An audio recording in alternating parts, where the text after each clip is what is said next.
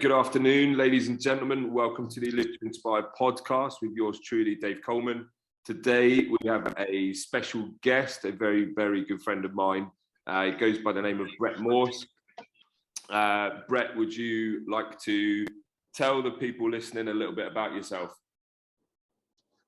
So obviously, like you said, my name is Brett Morse. I'm from Cardiff. I first met Dave in, I think, 2005, 2006. What year did you start uni? Probably 2005, I think, in Cardiff. Yeah, I was training there, decided to train with him. He used to kick my ass at everything, weightlifting, jumping, sprinting, everything. Training with him kind of made me the athlete I became, essentially, because obviously the competitive edge between us across the board was amazing. I got diagnosed with colitis actually at the Olympic Games in 2012, and I now model. I'm not sure how. And Dave, based on my performances when I was younger, like images like the jam image and stuff. Yeah. I don't know how I've managed it, but there we are. And a little throwback to our photo shoot for Butlers in a Buff. I think that's where it all started. That was that when we went out on the night out. It was on a night night out. Yeah. Brett slightly undersold himself here. As he's alluded to, went to the London Olympics for Discus, for Great Britain. World Championships, am I right in saying that? Yeah, twice. When was that? 2011? 2011. In 2011, I was the youngest ever finalist in history to make the World Championship final in Discus. Woohoo! That's kind of where my life peaked. But then 2013, I was ranked 6th in the world going into the World Championships. I was smashing it. I was enjoying every single day of training. I was just physically in an amazing place, mentally happy and everything in my life. And then at the World Championships, in the warm-ups, I herniated 2 of my discs, and that's kind of where my sporting life started to decline, really. That's mental. I mean, I didn't even know that. I remember you saying, I think you I know certainly recently you've torn your pec or something a couple of times, haven't you? I didn't know you herniated discs. Yeah, but to be honest, the pec injury was after I was good at sport. So obviously, you know about my mental health issue I had. Yeah. About 3.5 years ago. It was the year leading up to COVID, anyway. I just had to stop training because I was too scared to train. Yeah. And then when I started to train again, I was obviously, my muscles were getting strong very fast because I was strong before, but my tendons were obviously like, yo, what are you doing? And boom, I've ruptured my pec tendon. But I wasn't really competing anyway, and I wasn't enjoying competing. So it's not a blessing, obviously, because it was a big injury, but I kind of wanted a way out, and I finally got my excuse. Do you know what I mean? Yeah. I hated athletics still. 100%, mate. Like it's weird to have that like a little bit of closure. I confess, I'm actually looking at your Para 10, and it says here you're number 2 all time in the UK. Yeah, we do Lawrence. Yeah. So again, for people listening, to put that in perspective, the number 1 all time in the UK is the British record holder, an absolute behemoth of a human, Lawrence Okoye. Where did he go? He went to NFL or something, didn't he? We got straight after the Olympics, he got signed for the San Francisco 49ers, and then he was like a bit of a journeyman and went round and played NFL, probably, I don't know, at least 5 clubs, and then he got released. So he's back from Discus now, but yeah, he had like a 7-year spell in the NFL. Yeah, I mean, if anyone's interested, look him up. The guy's an absolute behemoth of a human. Well, when we were in London, he was like 20. 20 years old, and where did he come? He certainly made the final at the London Games, didn't he? I can't remember what he threw, something 60, 68 or something. He was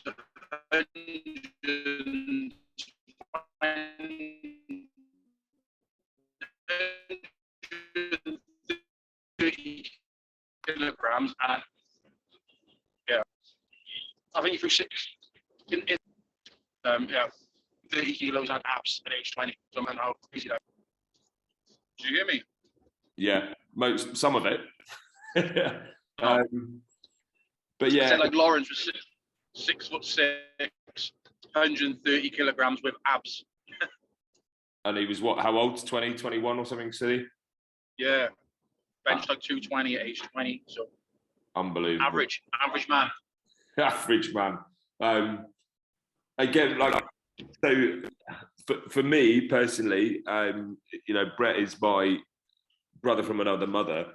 When were you diagnosed with colitis? When I first started getting ill, in like the few months prior to the London Olympics. So I remember we were in Estonia on a training camp, and I had a really bad bout of what I thought was food poisoning, and actually in America that year as well. How much detail do you want to go in here? Mate, go for Gory it. details or not? Go for it. Okay, so I was in America, woke up in the morning with a really bad stomach. Ryan was in the shower. Yeah. So I was banging on the door of the shower because I honestly thought like I was going to crap myself. Yeah. Like it was that bad. Obviously, you know the situations. So I was banging on the door. I'm like, oh my God, I literally can't hold this. What the hell? So I ran down to the pool because they had like a disabled toilet at the pool. I went there. So I went to the toilet. It was like really bad. I looked, and it actually was none of it was like shit. It was all blood. Blood. Yeah. That's when I was like, okay, this is not good. But then at the Olympics, I was really ill, but I didn't tell anyone. Go on. I was going to say, like, how did you feel when, like, I remember the first time I passed a load of blood. Like, it's a really, like, I was terrified. I was like, I've got some internal bleeding. Like, I'm going to die. Like, it's not normal, right? Like, how did you feel about it? Well, you know what I used to be like. I used to be like really like laid back and like, oh well, screw that kind of thing. But that was the first time in my life I think I was a bit scared. Yeah. So I was sitting on the toilet and I was because it was so bad. I looked. I was like, what the hell? Like, I was just shaking. I was freezing cold from head to toe. Now looking back, I probably had a bit of a mini panic attack because I've had panic attacks now, so I know what they are. Yeah. So I think mini panic attack, but we had like some of the best doctors in the sporting world in the UK, sport in the UK there with us. So I went straight to them, spoke to them. They were like, if it happens again, like, see to hospital, blah, blah, blah. But it didn't happen again in America. It happened again like 2 months later in Estonia. I'll tell you what, Estonia isn't a place you want to be, you know, well. I mean, mate, for me, what's weird is I had a very, very similar situation. I remember talking to you about it. It was, mine was about 6 months before the 2014 games. And we were, I think we were in Calgary. Same thing. My mate was in the shower, like banging on a door. I remember getting a quarter or a dime or something, unlocking the door, just busting through. He was in the shower and I was sat on a toilet, passing a load of blood. I didn't know what was going on. Super, super weird, isn't it? Super weird. Well, to be fair, like nothing like that's happened since I got diagnosed. Well, I had one mini flare. But by that, nothing's happened since I've been diagnosed at that extent. Obviously, about bad days and stuff, but obviously we're medicated. So, and you still on the meds, are you? I remember. Yeah, me too. It's just Mesovan. It's an anti-inflammatory, right? So, if I'm not feeling great, then I'll make sure I take it because I'm like, okay, something to be happy with. But from day to day, like obviously we've been training our whole lives. We kind of know diet. Well, we're not dietitians and nutritionists, but we know quite a lot because of our sporting life. So I've learned what to eat and what not to eat, and how to manage it with diet and stress and this kind of stuff. So all in all, I got it under control. But you know what it's like. Most mornings and some days we struggle. But yeah, 100%, mate. I mean, again, for people listening, I remember Brett and I had a conversation where. I think you were flying to America, and I remember you said you had like charcoal tablets. And then And then you'd message me one time about, like, I think I sent you a picture. I was eating some massive steak, and you were like, "How are you eating that? I can't touch red meat. It'll just turn me inside out." Like, it's one of those, right? The what? I'm fine with red meat now. That's super weird, right? Like, for me, I don't understand the condition, but I do. But like you said, like, if you can manage your stress and manage your diet and those kind of factors, then I think that applies to most people, right? Like, if you cut out the stress and have a balanced diet, you'll probably be all right with most things. Well, you know what it's like. Most people, do you know when you get nervous, you get butterflies, you need to shit? That's just like, so like, the more, like, the less stress you can be in life and stuff, the less issues you're going to get. Like, we're just more prone to it going fucking tits up, do you know what I mean? Like, so you just got to manage everything. And sorry if I'm being a bit like OTT here. No, mate, because it's you. No, because it's you, I'm talking to you like I talk to you. Do you know what I mean? Yeah, that's how we chat. It's good. So I don't know how you found it, mate, because, like, so for me, like we're saying about managing stress, I've got a very, I was going to say strong, like the relationship with stress and anxiety. Like, I have anxiety about, like, if I don't know where the toilet is, that causes me stress, and it's like I flip between the two, and it exacerbates the condition, and I just feel like crap. But yeah, that's obviously like, with you're living in Bahrain, right? Yeah. So obviously with what we do, we travel a lot and stuff. Like, the ideal scenario when you've got something like colitis is to be stationed in an office 24/7, where you know you are 24/7. Like, it's traveling, it is not ideal. And sometimes people message me about this on Instagram, like, how are you here? How are you there? How are you doing this? At the end of the day, it's because, like, I can't let it control me. Like, yeah. I've been in many situations where I've been with my mates and stuff, and I'm like, oh my God, I need to go to the toilet. There's nowhere to go, and I'll have to shit on the side of a road or in a lane or something. I know it's grim to talk about, but, like, at the end of the day, like, I have no choice. Like, I don't have a choice. It's that simple. So it doesn't really, that kind of thing doesn't affect me anymore. Like, if anything, I just laugh now. Whereas for like 5 or 6 years when it first started happening, it was really, really, really effective in my head. Yeah. But now, honestly, I don't really care too much. Like, it's not like, the only time I really do struggle is if I'm, so like, for instance, I was in France 2 weeks ago working, and one of the days we had to get a 45-minute taxi in the morning, and I had to do it with a load of people who don't speak English. You know, I'm thinking, holy shit, if I need to stop here, I could be like shouting stop, and they're going to be looking like, what a weirdo. Yeah. And then they might stop, but I can't even explain because their English isn't very good. So, like, it's just a bit of a nightmare. But I take Imodium, but we shouldn't really take that. But in emergencies, I will. But yeah, going back to what you said, there's actually studies that show, like, the head and the gut are really, like, closely linked. So because we have IBD, there's no, like, coincidence that we struggle with mental health too, because like, the gut controls the head and the head controls the gut, vice versa. So, like, there's no coincidence that we have these spells of anxiety, depression, and, like, I have panic disorder where my body just goes into panic mode sometimes over nothing.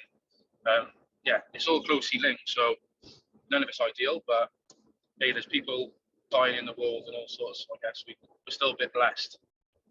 And mate, and that for me is something I take huge value from as well, right? In that, like, I've massively had to change my perspective with this sort of stuff, in that, like, I would happily swap my colitis for, like, an ACL repair. Do you know what I mean? New ACL. 100%. Something like that, you know? But you try and swap with people and they don't want it. And then it's context, isn't it? Like, yeah, I've got a shitty bum, or, like, I'm bleeding out my arse, or whatever it is. But actually, like you said, you know, I wake up every morning, the sun's shining, I've got a roof over my head, I'm earning some money. Like, it's the small things you appreciate, and it when you change your perspective with it, it's massive.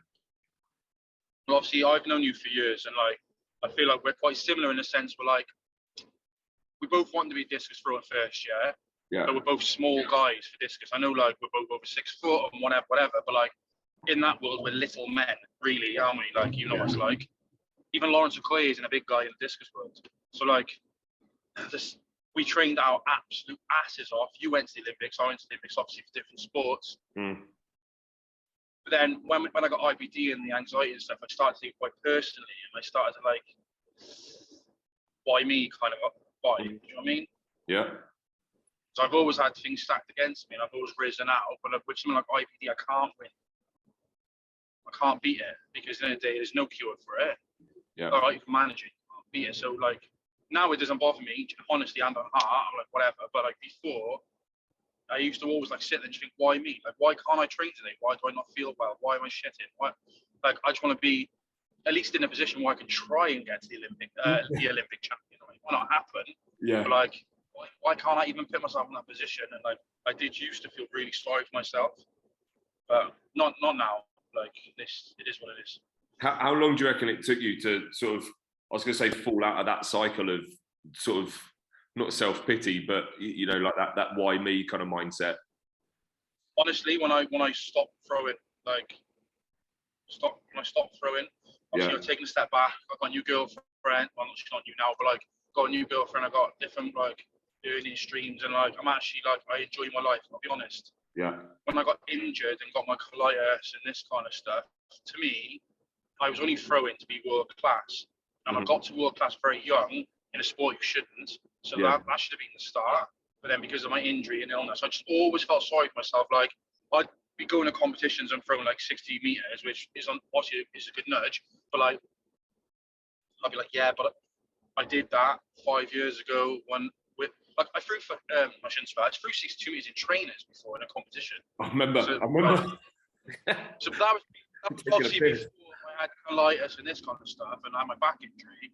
But so it was only almost when I put sport to bed, I could like, all right, do you know what? Like, it doesn't affect me anymore, because now what I do in my life, it doesn't actually affect it. Do you know what I mean? Like, all right, it might be hard to get on a plane sometimes, but it's not stopping me from working and stopping my jobs. Whereas I feel like it's stopping me being elite in sport. Yeah, 100%. I mean, I get caught short when I'm in the gym and stuff now, just trying to keep fit. You're like, doing lifting this, running around, and then you just got to run straight for the toilet. Yeah, you're obviously a couple of years older than me, so I don't know how you feel about it like this. But in the last like couple of years, my joints and stuff have been not good. Like, I'm still training stuff, but they're sore all the time, and that's like another issue with IBD. Like, people don't understand the inflammation in your body. So like, my tendons are always sore and stuff. That might be part of the reason I ruptured my pec tendon. I don't know, but like, just I don't know. It affects you more than like we just gone about going for a shit, but like, it actually affects you a lot more than that. Like, when people who read into it, like, obviously we've studied it because like we need to know how to get over it or manage it because we want to go to the Olympics and stuff. But like, I know many people who have this illness that don't research, because at the end of the day, they just get a tablet off the doctor and they're like, they think that's it, because they don't. Like, we just need to know our bodies, right? Yeah. So I don't know how you feel with that stuff, but like, I get inflamed and stuff all the time, like tendons and things. You're always a bit more sensible with training with me, to be fair. Like, still do stupid shit, but yeah, mate. But like, joints and the recovery time is a lot longer. I've had it. I used to just walk to the track and walk back, like, because it wasn't a problem, like short enough distance. I had a really good training session one day, walking home, sun shining, and the cramps folded me in half 4 or 5 times walking home. It was only a 20-minute walk, and I had to stop. I was literally on my knees in the high street. Like, that was hard, and also the fatigue. Like, you're just tired. Like, I didn't know it all the time. I never used to notice that. That fucking fatigue ever. It's only been the last few years.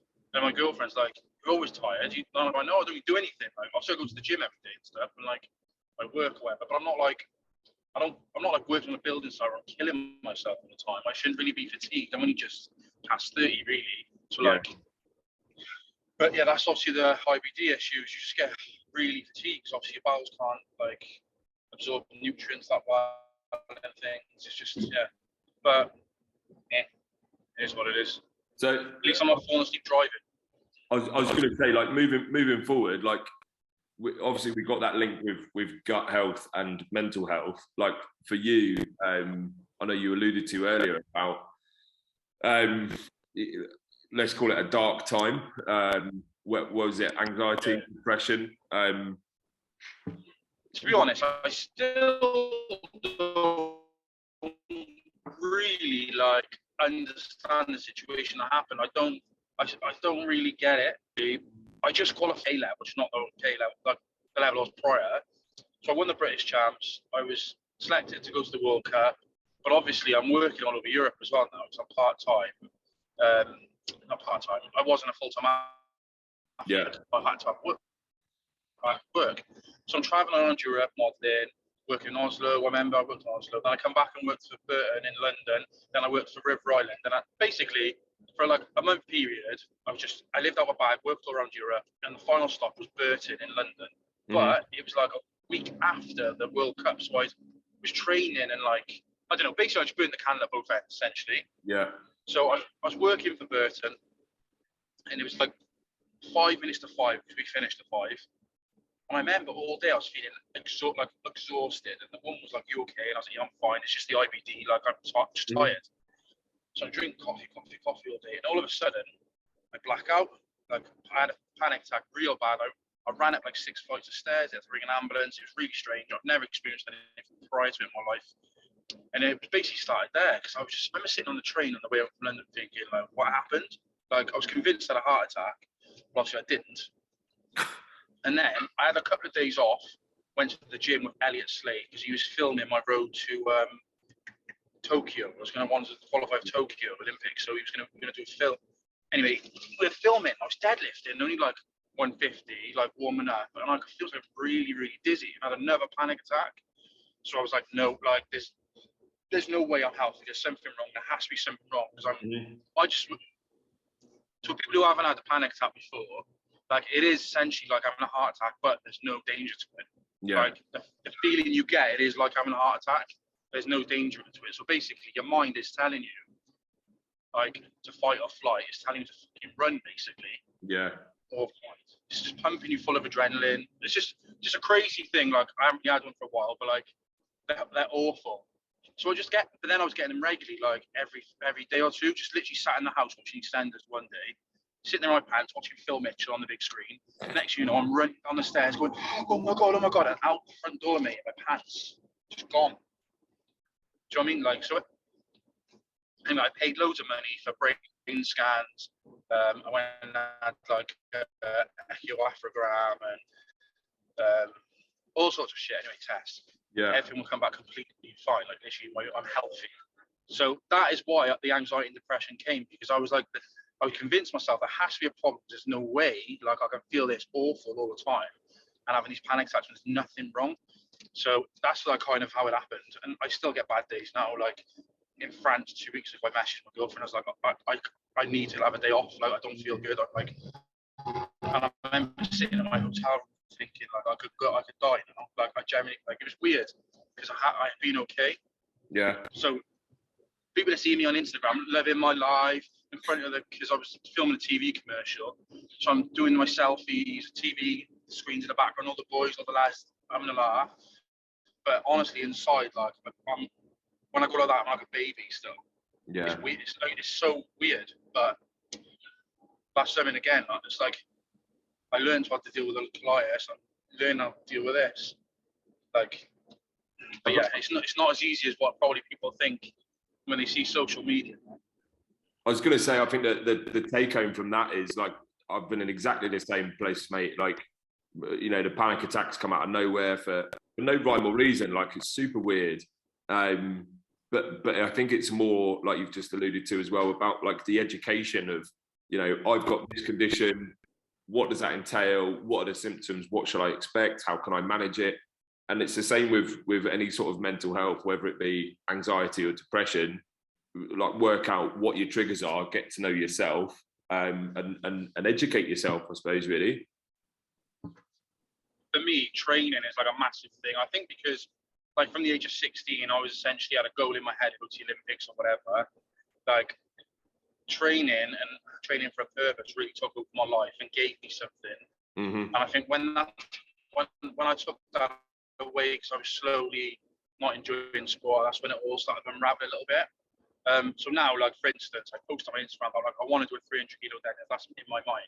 Yeah. And people are saying to me, why are you trying to deadlift 300 kilos? Like, you don't do sport anymore. But honestly, it just it gives me such a focus of going to the gym, knowing what I'm doing, why I'm doing it. I know what to eat. I know what to train. Like, yeah, it's not going to get me anywhere, but like having that focus and that like routine, like, keeps my mind in check. Yeah. So.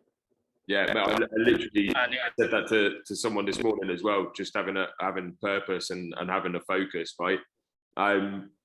Just quickly, what do you think are the keys to success? Okay, like, I can only say like what made me good or on the right path, and I was like, it is different for a lot of people, but like for me personally, I almost became obsessed and like almost like autistic with throwing. So obviously don't be obsessed, but like 100% be a student of what you're trying to do. So like, I don't know, for instance, if you want to be a footballer, like find people in your position, the way they move, the way they pass, the way they like train, blah blah blah, and like just model your whole like not existence, but like your whole training life around that. Yeah, being a student is the event or the sport is like, well, even in business, right? Like, you're not gonna be the CEO of Microsoft, and like Bill Gates didn't get where he did just by on a whim. He obviously, like, knowledge, basically knowledge is power. I'm waffling on, but like, you have to, and your mindset, man. Like, you have got to make so many sacrifices. Like, you wouldn't believe. Like, I've lost so many friends. Like, I've lost so much like social time. I was going to go to Ibiza with the boys' pay before, and I didn't go because like I wanted to compete. And, do you know what I mean? You got to make sacrifices. You can't half-ass it. So there are two things. Yeah. Bust your balls.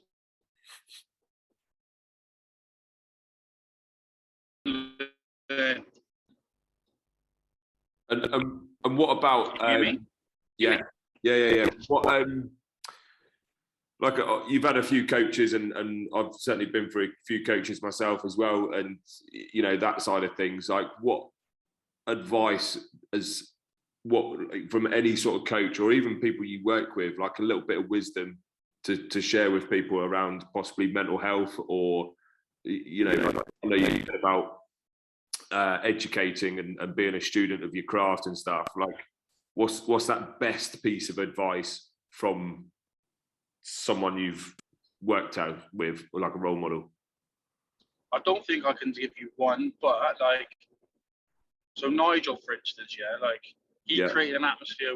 He created such an atmosphere of his training that I loved it every day. It was really competitive because we were all trying to do good things. Some of us in the same events, but like, it was such a competitive atmosphere. But like, at the end of the day, say if you beat me, I would be buzzing for you. Like, I would, like, we had just such a good atmosphere. So environment essentially is key. But the one bit of advice later on, I still try, and I'm not good at it, mate, because I'm a loose cannon.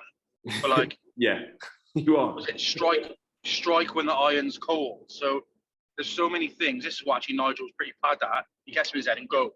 Whereas like sometimes, this ain't really sporting advice, but like, I'd fall out with somebody in sport, and rather than take a step back, think about things, process everything and reasons why, I'll just go bang, like, let's fucking have it kind of attitude. Yeah. And like, it doesn't really, like, maybe it's because I'm a bit more mature now, but that doesn't get you anywhere. Like, you gain nothing, you end up pissing people off. Like, it was after I drank third in the Commonwealth in the last one, I can't remember what it was, like 4 years ago. Yeah. And I didn't get taken because I fell out with the head coach of Sport Wales.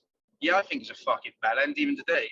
But like, maybe I could have just approached that situation differently. Yeah. Like, swallow my pride a bit and just, you know what I mean? Because the only person who lost out there was me. Like, and that's because I struck without even fucking like just being more patient. So that's something like I'm not not amazing at it, but like the majority of the time now, I do that. Like, wait, but you're actually pretty good, to be fair. But mate, but I'm almost the opposite, mate. I just overthink everything, and I start developing these plausible outcomes that just don't even exist, and I just fathom them in my head as to, well, this will happen or that will happen, and but actually, like you said, it's spot on. Like to take a step back, think about the situation, and go, well, I can probably handle it like this, and who's going to lose, who's going to win it. Like, obviously, we want everyone to win, but if it means, like you said, swallowing your pride for a bit, so be it. And that's just a huge thing in sport. There's there's ego everywhere. Like, no matter if you're shit or good, or you're a coach, or you're an athlete, or there's an ego, right? Because you're like involved in something like it's performance based. There's got to be some sort of ego. You've got to like believe in yourself, or you ain't getting anywhere, essentially. So like, I think those battle of egos, sometimes you have just got to swallow your pride. Like, I might want to walk into a meeting and just chin Scott Simpson. Like, I'd love that. Just see him drop like Humpty Dumpty. Yeah. Like, you just got to think to yourself, like, what is that going to do? Probably get me arrested. I'm not going to compete ever again. And in about 48 hours, his jaw, after being rewired, he's fine. Like, do you know what I mean? Like, yeah. And you've lost out, right? I'm a bit extreme, and sorry, Scott Simpson, if you're watching this. But, you're a bellend. No, I'm joking. I did you, like, I will chuck in some random shite. Yeah, no, you did. Let's go roaring and cut. Yeah, I did say let's go roaring and cut. Let's talk. Raw footage, love it. Well, let's wrap it up there because we've run out of time. But yeah, Brett, I appreciate your time, and I look forward to actually doing a training session with you in the summer at some point. It's only been about 15 years since we've been saying it, so we are due one soon. I've been saying it. You've been saying it. Do you now? You keep getting scared. No, you're right. I'll deadlift you if you want to do that. Nothing else though. No problem. No problem. You can have your deadlift. that's all I've got in mind. I can't do anything else anymore.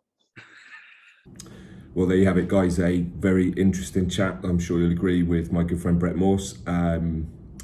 Anyone is suffering with any IBD, colitis, or Crohn's, please do reach out to either myself or Brett, and we'd be more than happy to support you. And again, share our own advice, any such like. We'll get through it together.